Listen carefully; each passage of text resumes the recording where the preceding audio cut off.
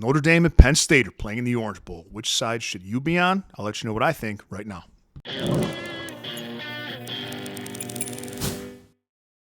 What's up, everybody, and welcome to the jungle. I have an Orange Bowl play that I feel very strongly about. We'll get to that in just a second and break down both these teams. If you'd like to become a jungle member, have my full betting card text to your phone every single day, access to it. Members only Discord, and a direct line to me if you'd like me to opine on any other game you're considering betting. Go to silverbackjungle.com, click Become a Jungle Member, or text that number on your screen.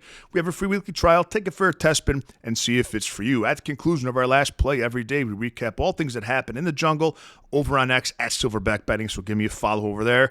Let's cook. Now, neither of these teams have had the most difficult path to the semifinals. Let's be honest about that. Notre Dame, Indiana, and an overrated Georgia team. I had Notre Dame in both those games. I won on both. Indiana was overvalued, as well as Georgia was overvalued as well, pardon me. I'm still a bit under the weather. In Georgia, Gunnar Stockton was not ready for that moment. I thought that the Notre Dame defense could be opportunistic and flip the field, and they did it at the best time possible and never looked back. Penn State beat SMU pretty handily and destroyed Boise State in the best running game in the country. Now, speaking of that, Notre Dame is a great running team as well. Almost nobody handles a run game as well as Penn State. They give up just over 3 yards a carry on the season. Penn State can run the ball very well also, and Notre Dame is also great against the run. We also have two teams that are almost identical in terms of defensive stats.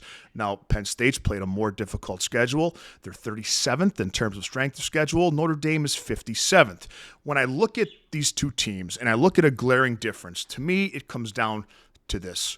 Notre Dame is extremely one-dimensional on offense. They can run the ball, they can't pass. In fact, they're 102nd in passing in college football.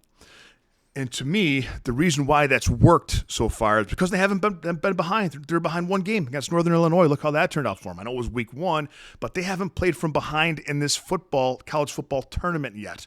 What happens when Penn State gets up on them? We know how nasty and physical that Penn State defense can be. We saw them jump up on Ohio State with a pick 6 early on Will Howard. What if that happens? Can Notre Dame come down the field with that 102 ranked offense? Is Riley Leonard up to the challenge? If Penn State, look what they did to the offensive rushing attack of Boise State. And say what you want about Boise State, but they put up over 30 points on Oregon.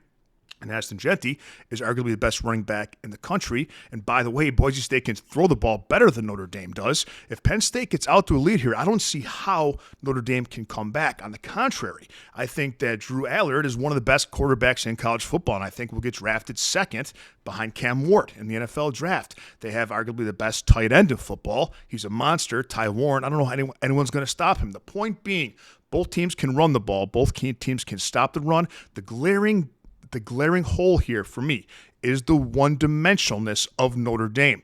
They're not going to blow you away. Penn State has the ability to come back if Notre Dame scores early. Notre Dame does not. I'll take the Nittany Lions, and I'm happy to do it with the 1.5. Hey, I want to know what you think in the comments below, and I'll see you tomorrow for my video for Texas and Ohio State with a little more money in your pocket.